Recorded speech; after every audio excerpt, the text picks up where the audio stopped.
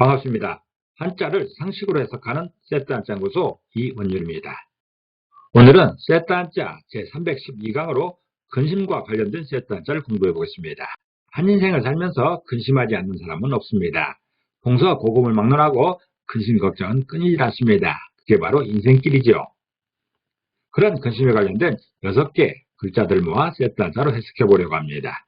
먼저 볼 글자는 근심 우자입니다. 근심 우자는 근심, 걱정 또는 병을 의미하기도 합니다. 근심 우자를 이미지로 표현해보면 일백, 백자 등등은 숫자 100의 이미지가 있습니다. 그리고 덮을 멱자 등등은 천막의 이미지가 있습니다. 또 마음 심자 등등은 마음의 이미지가 있고 따라갈 치자 등등은 뒤따라가고 있는 한 사람의 이미지가 있습니다. 이런 네 이미지가 결합된 모양이 근심 우자여서 근심 우자가 표현하는 그 근심은 숨겨진 마음을 따라오는 많은 사연들을 말하고 있습니다. 마음속에 여러 사연들이 있습니다. 여러 생각들이 있죠. 그 생각들이 하나하나가 근심이 되기도 합니다. 그 마음은 숨겨져 있지만 거기에 따라오는 여러 생각들이 우리의 삶을 힘들게 하고 지치게 하는 것이죠. 그런 것이 바로 근심입니다. 근심이라는 것은 해결되지 않은 일 때문에 속을 태우거나 우울해하는 것을 말하고 있습니다. 현실적인 제약 때문에 우리가 생각하고 있는 많은 것들을 해결하지 못합니다. 그렇기 때문에 근심이 생기는 것이죠. 근심 우자가 표현하는 그 근심은 숨겨진 마음을 따라오는 많은 사연들이라고 말하고 있습니다. 근심 한자를 보겠습니다. 근심 한자로 근심이나 걱정 또는 병을 의미하고 있습니다. 근심 한자를 이미지로 표현해보면 입구자의 경우는 입의 이미지가 있습니다. 또 가운데 중자의 경우는 관역 가운데의 이미지가 있죠. 또 마음 심자의 등들은 마음의 이미지가 있습니다. 이런 세 이미지가 결합된 모양이 근심 한자여서 근심 한자가 표현하는 그 근심은 입구 가운데를 지나 마음에 닿는다라는 그런 표현입니다. 이 근심은 아무래도 식량에 대한 걱정일 것입니다. 가장 큰 문제가 식량 문제이죠. 어떻게 살아야 되는가, 뭘 먹고 살아야 되는가 하는 걱정이 가장 큽니다. 그 걱정은 우리의 입을 지나서 마음에 닿는다라고 표현하고 있는 것이죠. 근심 한자가 표현하는 그 근심은 입구 가운데를 지나 마음에 닿는다라고 표현함으로써 입의 가운데라는 게 바로 우리의 식량 문제인 것이죠. 음식 문제 때문에 우리 마음이 썩어가는 그런 표현인 것입니다. 근심 숫자도 있습니다. 근심 숫자도 근심이나 걱정을 의미하고 시름을 의미하기도 합니다. 근심 숫자를 이미지로 표현해보면 가을 추자 등등은 수박에 젖은 잘 익은 벼의 이미지가 있습니다. 또 마음 심자 등등은 마음의 이미지가 있죠. 이런 두 이미지가 결합된 모양이 근심 숫자여서 근심 숫자가 표현하는 그 근심은 가을에 드는 생각이다라는 그런 뜻입니다. 가을 되면 곡식을 수확이기 때문에 많은 근심에서 해방되게 됩니다. 그래서 걱정이 없는 그런 겨울을 보내야 될 텐데 가을이 되어서 생기는 그런 근심도 있습니다. 혹시라도 풍년이 아닌 풍년이 들면 긴 겨울을 보낼 생각이 큰 걱정인 것이죠. 또 풍년이 들면 풍년이 들었다고 많은 세금을 떼갑니다. 지금이야 세금 내는 양이 딱 정해져 있지만 과거에는 그러지 않았습니다. 이런저런 핑계로 집에 있는 모든 수확물을 걷어가기 바빴던 것이죠. 그렇기 때문에 수확하는 게 문제가 아니라 그 수확한 식량을 숨겨놓는 것도 큰일이었습니다. 그러지 않고서는 모두 뺏길 수밖에 없기 때문에 우리 가족이 어떻게 살아야 되는가 큰 걱정에 빠지는 것이죠. 수확 때문에 오히려 걱정이 드는 그런 상황인 것입니다. 근심 숫자는 가을에 드는 생각을 말하고 있습니다. 질병병자입니다. 질병병자는 병을 의미하고 질병, 또 근심을 의미하기도 합니다. 질병병자를 이미지로 표현해보면 알을 역자 등등은 질병의 이미지가 있습니다. 요즘 유행하고 있는 코로나의 이미지입니다. 또 남력병자 등등 밝은 태양의 이미지가 있습니다. 남력병자는 남력을 의미하고 밝다라는 그런 의미도 있습니다. 이런 두 이미지가 결합된 모양이 질병병자여서 질병병자가 표현하는 그 질병은 남력처럼 밝음에 병든 상태라고 표현하고 있습니다. 남력은 밝죠. 이렇게 태양이 떠 있는 것처럼 밝습니다. 그런 남력의 밝은 상태가 비정상적인 어떤 장애물 때문에 병든 상태로 드는 것을 바로 질병병자로 표현하고 있습니다. 질병병자는 남력처럼 밝음에 병든 상태라고 표현하고 있습니다. 생각력자입니다. 생각력자는 생각을 의미합니다. 그러나 그 생각 중에서도 근심이나 걱정, 시름에 관련된 그런 생각들입니다.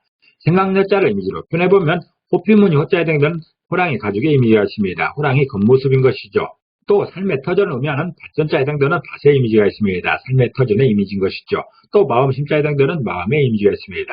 이런 세 이미지가 결합된 모양이 생각력자여서 생각력자가 표현하는 그 생각은 삶의 터전이 없어질까 걱정하는 마음을 말하고 있습니다. 특별히 호피무늬 호자를 생각할 필요가 있는데 호피무늬라는 것은 호랑이의 겉모습을 말하고 있습니다. 호랑이 겉모습이라는 것은 내가 직접 호랑이를 보는 그런 상황입니다. 호랑이가 맞닥뜨리는 그런 상황인 것이죠. 요즘 세상이야 호랑이를 보려면 동물원에 가서 철창에 갇혀있는 그런 호랑이를 보지만 옛날에는 그러지 않았습니다. 어떤 이유로 깊은 산에 들어가서 호랑이를 만날 수도 있는 것이고 호랑이가 직접 우리 마을에 찾아오는 경우도 있습니다. 그래서 호환마마라고 할 만큼 그 호랑이의 출현은 굉장히 무서웠던 것입니다. 그런 호랑이를 봤다는 것은 죽은 거나 다름없습니다. 그래서 호랑이를 봤다는 것은 죽은 사람이기 때문에 산 사람에게는 호랑이가 없는 것이죠. 사실상 없는 것입니다. 호랑이가 있다라는 말은 어디서 많이 들었지만 실제로 내가 본 경우는 없는 것이죠. 그걸 표현하는 글자가 바로 호피무늬 호자입니다. 이 호피무늬 호자는 사실상 없다라는 그런 뜻이어서 없다라는 것으로 사용되고 있습니다. 생각여자는 내 삶의 터전이 없어질까 걱정하는 마음입니다. 우리가 한 세상 살면서 충분히 여유가 있을 때라도 많은 보험을 드는 이유가 왜 그러겠습니까? 내 삶에 문제가 생길까봐 그 문제를 조금이라도 피해보려고 보험에 드는 것이죠. 지금 세상에야 보험을 들면서 불안한 미래를 대비하게 되지만 옛날에는 그런 게 없었습니다. 어떤 문제가 생겼을 때 그 집이 공동체에 도움이 없으면 그냥 폭삭 따라하는 그런 경우가 많았던 것이죠. 항상 우리 가정에 그 생계에 문제가 생기면 어떡하나 하는 큰 걱정인 것입니다.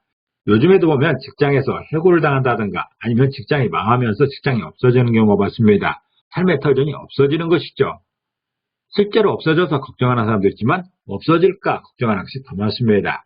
생각여자가 표현하는 그 생각은 삶의 터전이 없어질까 걱정하는 마음을 표현하고 있습니다. 이것이 바로 근심이고 이것이 바로 걱정인 것입니다. 이 생각여자는 세트한자 117강에서 자세히 다룬 바 있습니다. 참고하시기 바랍니다.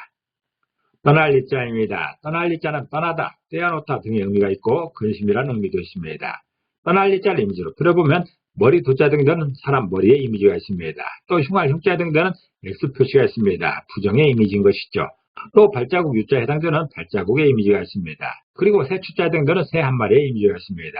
이 새 추자는 척질 척자의 약자로 보시면 좋을 것 같습니다. 한 쌍의 새 중에 한 마리가 날아가서 혼자 남은 그런 상황인 것이죠. 우리가 흔히 척지다라는 그런 표현을 할 때가 있는데 외로운 상을 말하고 있는 것입니다. 이 새 추자는 외로움을 표현하고 있습니다.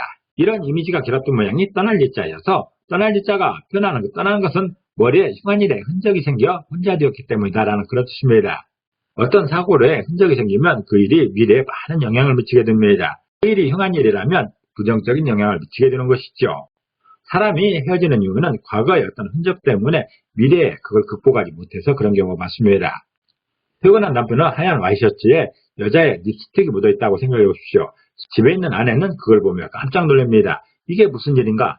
예전에 사랑과 전쟁이라는 드라마도 있었는데 거기에 보면 대부분 그런 일 때문에 헤어지게 됩니다. 예기치 못한 립스틱 자국 때문에 그것을 풀지 못해서 결국 헤어지는 그런 사단이 발생하는 것이죠.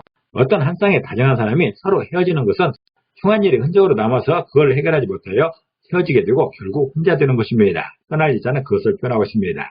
떠날 리자가 떠나는 것은 머리에 흉한 일에 흔적이 생겨 혼자 되었기 때문이라고 표현하고 있습니다. 정리해 보겠습니다. 근심 우자가 있습니다. 근심 우자가 표현하는 근심은 많은 사연의 마음에 생기는 것이 근심이라고 말하고 있습니다. 다시 말해서 해결하지 못하는 많은 사연으로 인해 마음에 생기는 것이 근심이라는 것이죠. 또 근심 한자가 있습니다. 근심 한자는 식량 문제로 마음에 생기는 것이라고 표현하고 있습니다.